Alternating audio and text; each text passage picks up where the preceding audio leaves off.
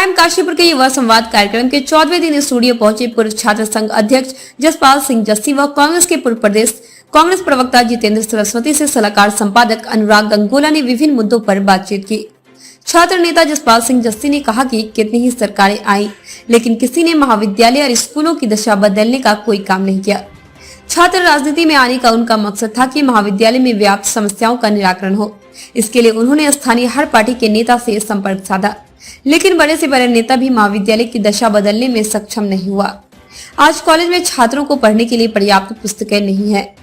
एक सवाल के जवाब में उन्होंने कहा कि महंगाई में आम आदमी की कमर तोड़कर रख दी है। वहीं पूर्व कांग्रेस प्रदेश प्रवक्ता जितेंद्र सरस्वती ने कहा कि विकास हमेशा कांग्रेस का एजेंडा रहा है। आज कांग्रेस राष्ट्रीय अध्यक्ष सोनिया गांधी व प्रियंका गांधी के नेतृत्व में तेजी से चुनावी राज्यों में अपना पैर पसार रही है।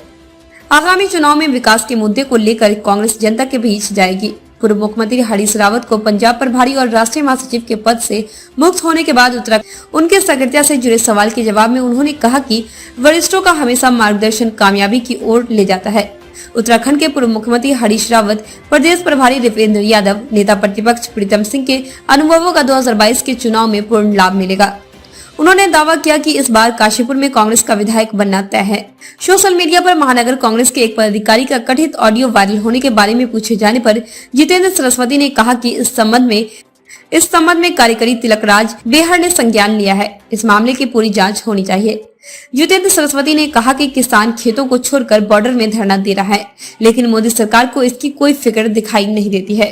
प्राइम काशीपुर के इस कार्यक्रम को देखते रहिए। आज रफ्तार में, कल अखबार में। प्राइम काशीपुर के युवा संवाद कार्यक्रम में मैं अनुराग गंगोला आपका हार्दिक स्वागत करता हूं।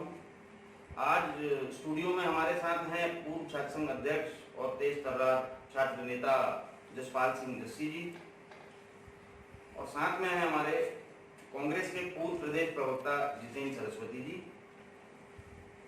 जितेंद्र सरस्वती जी इससे पहले कांग्रेस प्रदेश कार्य समिति के सदस्य रहे, प्रदेश सचिव पद पर भी इन्होंने काम किया और पूर्व यूथ कांग्रेस के पूर्व प्रदेश महासचिव रहे हैं। आज स्टूडियो में हमारे साथ मंचा सिंह छात्र नेता। सबसे पहले मैं छात्र नेता जसपाल सिंह जस्सी जी से सवाल पूछना चाहूँगा। वर्तमान छात्र राजनीति की किस दिशा में जा रही है, और अगर आपकी नज़र में इसमें क्या दशा और दिशा होनी चाहिए छात्र राजनीति की? पहले तो मैं सभी लोगों को प्रणाम करता हूँ और इस आयोजन के लिए पूरी टीम को बहुत बहुत बधाइयाँ देता हूँ। ये जो प्राइम न्यूज़ के द्वारा ये आयोजन किया जा रहा है कि युवा संवाद किया जा रहा है, जिससे सभी लोगों को सामने आने का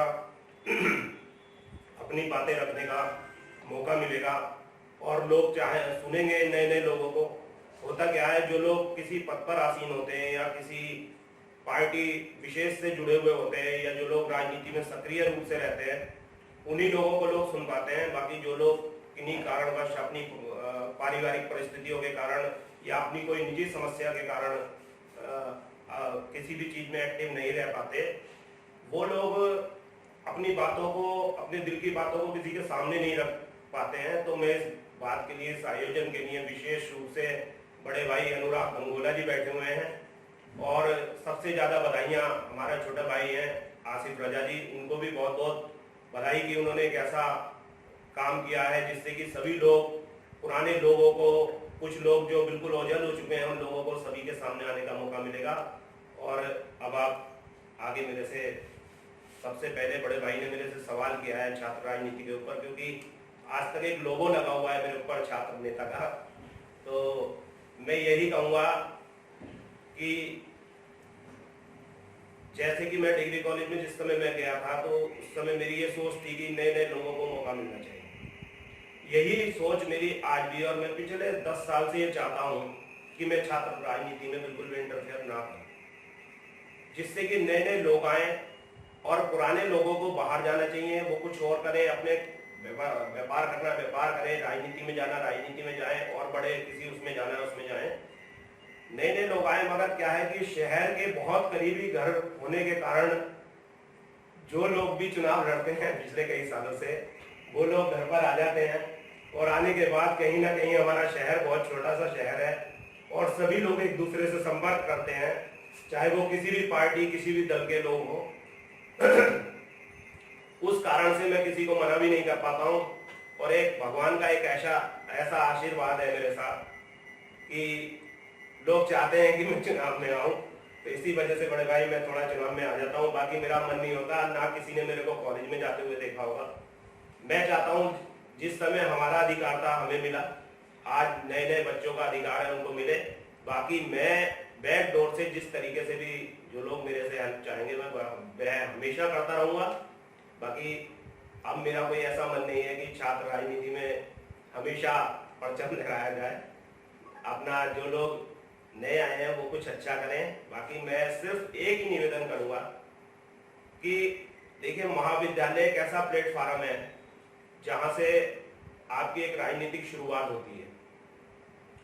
उसके बारे में आप अपना विशेष हित ना सोचते हुए ये सोचें कि हम महाविद्यालय का कैसे हित कर सकते हैं। और क्योंकि हमारे महाविद्यालय में ऐसी कोई, मुझे नहीं लगता आज तक इस काशीपुर में कोई भी नेता रहे हो, मैं किसी व्यक्ति विशेष पर ना कोई टिप्पणी करूंगा, ना करना चाहता हूं, मगर मेरी सभी लोगों से एक शिकायत है, मेरी नाराजगी भी है, चाहे वो हमारे विधायक जी रहे हो या आज हमारी महापौर है वो रही हो, या उससे पूर्व बहुत से हमारे एक समय ऐसा आया था उत्तराखंड की राजनीति में, मुझे लगता है काशीपुर के सबसे ज्यादा राज्य मंत्री सरकार में थे। किसी ने भी काशीपुर महाविद्यालय की तरफ या काशीपुर की किसी भी शैक्षणिक संस्था कोई भी हो, किसी ने भी उसकी तरफ कोई भी ध्यान नहीं दिया है। और काशीपुर के लिए मैं एक बात कहता हूँ, उधम सिंह नगर के लिए मैं एक बात कहता हूँ कि उत्तराखंड में उधम सिंह नगर जो है सौतेला बेटा है उत्तराखंड का, और काशीपुर उसका सौतेला बेटा है। तो काशीपुर कहीं ना कहीं बहुत चीजों से दूर रहा है, कभी भी किसी ने उसकी तरफ ध्यान नहीं दिया है, सभी लोगों ने अपनी तरफ ध्यान दिया है। और कोई भी व्यक्ति कभी भी किसी पद पर आसीन हो जाता है तो मुझे लगता है वो अपनी 10, 20, 50 पीढ़ियों के लिए इतना कमाने में जुट जाता है, वो उसको किसी विकास से कोई मतलब नहीं रहता, वो सिर्फ अपना ही विकास करना चाहता है। सिर्फ ये बात कहना चाहूंगा मैं उसमें। छात्र संघ अध्यक्ष जसपाल सिंह जस्सी जी उत्तराखंड आवास संघ के डायरेक्टर भी रहे हैं। आप कद्दावर पूर्व कैबिनेट मंत्री जो हाल ही में भाजपा छोड़ कांग्रेस में शामिल हुए हैं, यशपाल एरा जी की का बहुत करीबी हैं आप। तो मैं एक सवाल आम जहन में है कि क्या यशपाल जी के कांग्रेस में आने के बाद एक बार फिर आप पूर्व की तरह कांग्रेस पार्टी का दामन थामेंगे? देखिए, यशपाल जी के करीबी होना और यशपाल जी जैसा लीडर होना एक, और उनको कहीं ना कहीं अपना गुरु मानना अपने आप में एक बहुत बड़ी उपलब्धि भी कहूँगा मैं मेरे जीवन में है। और सबसे अच्छी बात मैं ये कहूँगा, वो व्यक्ति बहुत अच्छे हैं। उनसे जो भी कोई मिलता है उनके मन में ये नहीं होता कि मैं आज एक कैबिनेट स्तर का मंत्री हूँ, मुझे इससे बात नहीं करनी चाहिए ये या वो। जिस समय मैं फर्स्ट टाइम उनसे जुड़ा तो मेरे एक बड़े भाई हैं जो आवास संघ के अध्यक्ष रहे हमारे, उन्होंने ही मेरे को आवास संघ में लाया। हालांकि मैंने कोई आवास संघ में करने लायक कुछ ऐसा नहीं था जिससे कि मैं कोई भी एक्टिविटी कर पाता या किसी को कुछ बता पाता, क्योंकि कोई भी नई संस्था बनती है तो उसके लिए बड़ा समय लगता है किसी भी चीज को प्लेटफॉर्म पे लाने के लिए। तो जो बड़े भाई रहे उन्होंने यशपाल जी से हमें जुड़वाया, उपेंद्र चौधरी जी ने। तो जब मैं पहली बार उनसे मिला तो हमारा एक अनोखा प्रेसिडेंट बना था जगजीत सिंह हैप्पी, छोटा भाई है वो मेरे, तो उन्हीं के चुनाव में मैं मिला। उसके बाद जब मैं सेकंड टाइम यशपाल जी प्रदेश अध्यक्ष बन के आए थे कांग्रेस के, तो ये लगाइए जो उस समय इतनी भीड़ थी वहां प्लेटफॉर्म पर, मुझे लगता है 20-20 हजार लोग वहां पर होंगे। और उन्होंने दूर से ही जैसे मैंने हाथ ऊपर करके लाया तो उन्हें ये था कि ये जस्सी है, वो मेरे को बाई नेम जानते थे। तो मैं उनसे कहीं ना कहीं राजनीति में बहुत प्रभावित भी रहता हूँ और मैं चाहता हूँ कि उनकी तरह के व्यक्ति को, किसी को काशीपुर का भी दामन थामना चाहिए। और जिससे कि एक तो ये जो आपसी कलह है राजनीतिक पार्टियों की, ये आपस में समाप्त हो। कोई बड़ा चेहरा ऐसा काशीपुर में भी आ जाए, जैसे माननीय एनडी तिवारी जी थे, उनके बाद मुझे नहीं लगता काशीपुर में राजनीति में कोई कुछ विशेष कर पाया, चाहे वो कोई भी रहा। मैं किसी के ऊपर वैसे वो नहीं करूंगा, टिप्पणी नहीं करूंगा, मैंने पहले भी पूर्व में भी कहा है। तो यशपाल जी कहीं ना कहीं अपने आप में बहुत अच्छे व्यक्ति हैं। सबसे पहली बात यह है, बहुत अच्छे व्यक्ति हैं और वो अपने लोगों को कहीं ना कहीं जोड़कर रखते हैं। जितेंद्र जी, आप कांग्रेस के विभिन्न प्रदेश स्तरीय पदों पर आपने काम किया है, बहुत अनुभव है आपको, समाज सेवा में आप अग्रणी रहते हैं, सामाजिक और संस्थाओं में भी आप जुड़े हुए हैं। मैं आपसे पहला प्रश्न मेरा ये होगा, अभी तक चुनावों में देखा गया है कि कांग्रेस का मुख्य मुकाबला भारतीय जनता पार्टी से होता है। आम आदमी पार्टी पिछले एक वर्ष में उत्तराखंड में काफी तेजी से अपने पांव पसार रही है। आम आदमी पार्टी की क्या भूमिका रहेगी विधानसभा 2022 के विधानसभा चुनाव में? आप अपना पार्टी का मुख्य मुकाबला किससे मानते हैं? सबसे पहले तो मैं प्राइम न्यूज़ के सभी परिवार के सदस्यों को स्वागत अभिनंदन करता हूं और साथ ही उनको बधाई देता हूं कि उन्होंने काशीपुर की युवा शक्ति को ये मंच प्रोवाइड कराया, जिसके माध्यम से अभी मेरे छोटे भाई जसपाल जस्सी जी ने कहा कि जो लोग कहीं दूर खो से रहे थे उनको आगे पुणे लाकर ये मंच प्रोवाइड कराकर उनकी भावनाओं को नई पीढ़ी और वर्तमान युवा समाज के सामने रखने का प्रयास किया।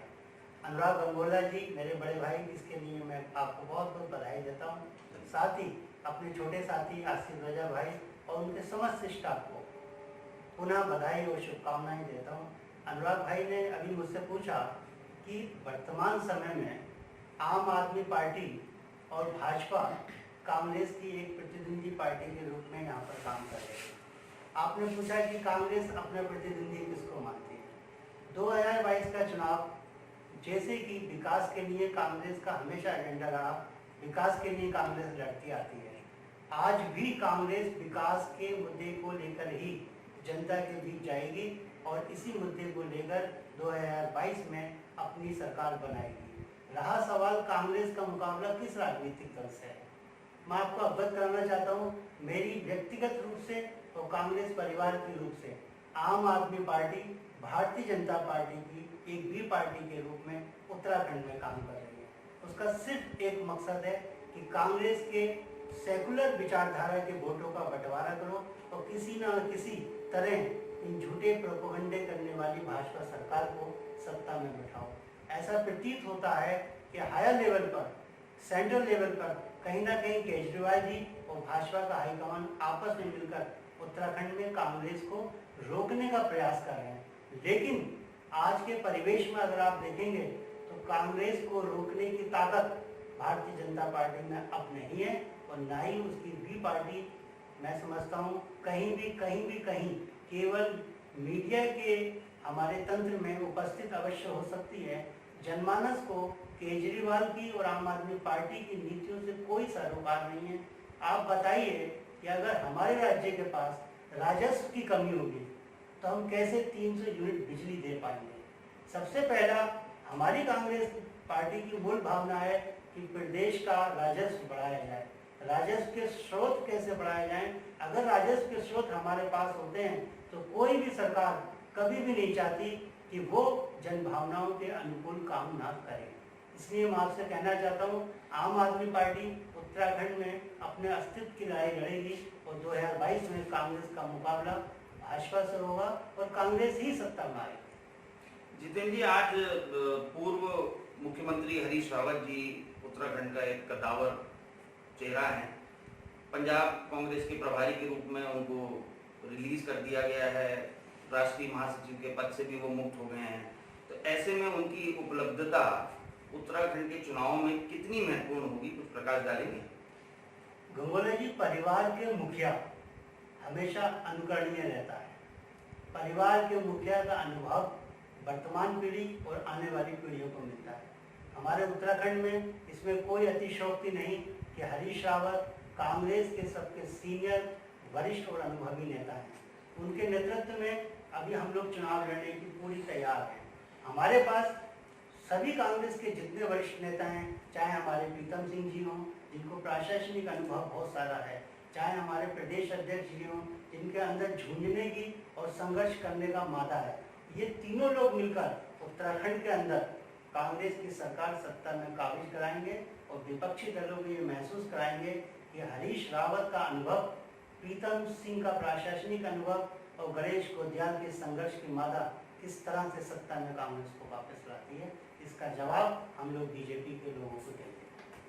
जितेंद्र जी, एक सवाल आज पूरे शहर में चर्चा में है। आपकी तरह एक वीडियो वायरल हो रहा है, आपकी पार्टी के एक पदाधिकारी महानगर कांग्रेस के, वो ये कहते सुने जा रहे हैं कि मैं किसी महिला को चुनाव में जीतने नहीं दूंगा और एक नेता जो है वो केवल पैसे कमाने के लिए चुनाव लड़ते हैं। इस मुद्दे पर आपका क्या कहना है? गंगोला जी, मेरे संज्ञान में भी इस तरह का वीडियो आया है। मैं आपके माध्यम से सभी लोगों को अवगत कराना चाहता हूँ। कांग्रेस हमेशा मातृशक्ति का सम्मान करती है। कांग्रेस में सोनिया गांधी जी, प्रियंका जी जैसी शख्सियतें आज मौजूद हैं। कांग्रेस में पहले भी इंदिरा गांधी जी जैसी शख्सियत महिला शक्ति के रूप में मौजूद थी। ये हो ही नहीं सकता कि कांग्रेस विचारधारा का कोई व्यक्ति महिलाओं के ऊपर किसी प्रकार की टीका टिप्पणी करे। अब रहा सवाल इस वीडियो का, अगर इस तरह का वीडियो आज सोशल मीडिया में वायरल हो रहा है तो उसको मैंने भी खुद देखा कि हमारे उत्तराखंड के प्रदेश कार्यकारी अध्यक्ष श्री तिलक राज गहर जी ने उसको संज्ञान में लिया है, उस पर अपना टिप्पणी भी दी है। अगर कुछ ऐसा होगा उसमें तो कांग्रेस हाईकमान भी उसको संज्ञान में लेगा और जो भी उनका विवेक होगा, जो भी उनकी कार्रवाई होगी वो सब आपके पर होगी। जितेंद्र जी, एक आखिरी सवाल आपसे। गाजीपुर बॉर्डर पर हमारे किसान बैठे हुए हैं पिछले 11 महीने से अधिक समय पर, इस मुद्दे पर आपका क्या मानना है? कल तक डबल इंजन के नाम पर पूरे देश और उत्तराखंड को छलने वाले लोग आज किसानों के नाम पर मौन हो जाते हैं।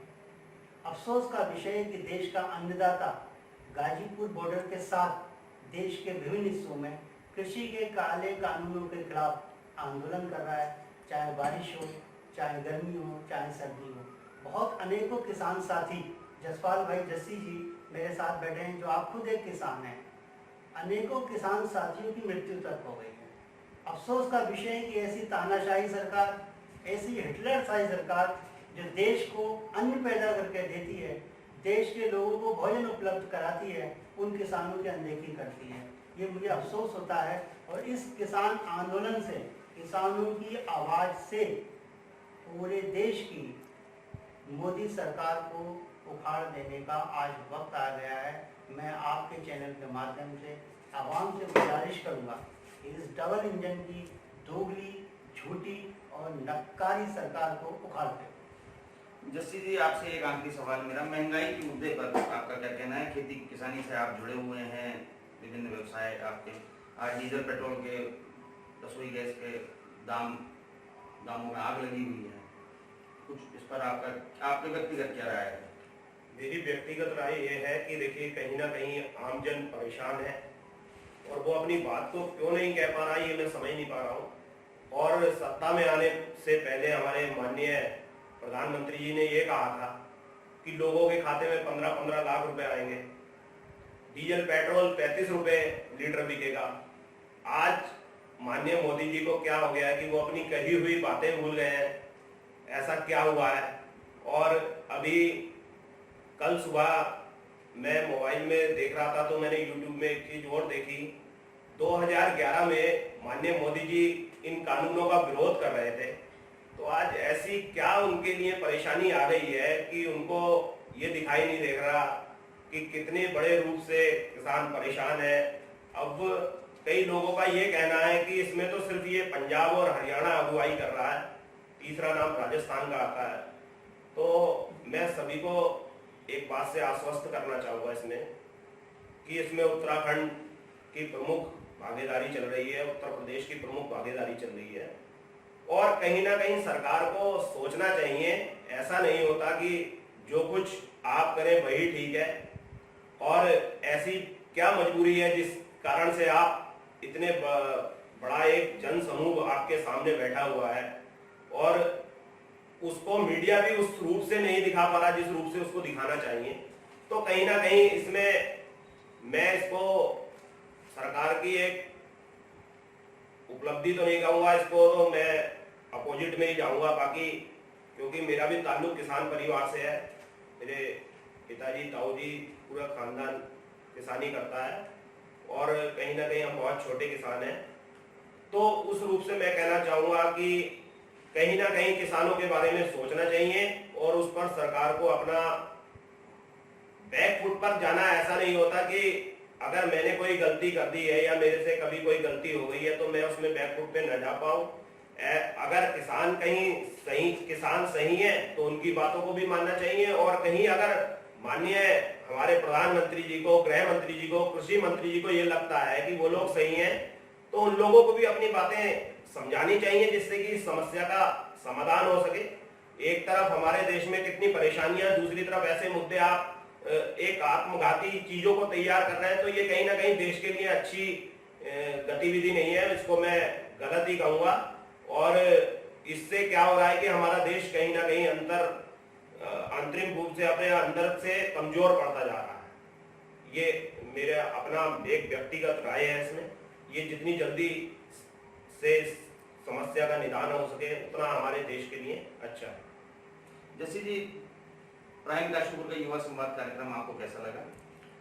देखिए, मैंने सबसे पहले पूरी टीम को, आसिफ रजा को, आप बड़े भाई हैं, आपसे आज से रिलेशन नहीं है, मेरे ख्याल में संयुक्त सचिव होता था तब भी आप काशीपुर में थे, और ये बात 20-21 साल पुरानी हो चुकी है। मैं छात्र संघ अध्यक्ष आ रहा तब भी आप काशीपुर में थे, मैं छात्र संघ अध्यक्ष बना तब भी आप काशीपुर में थे।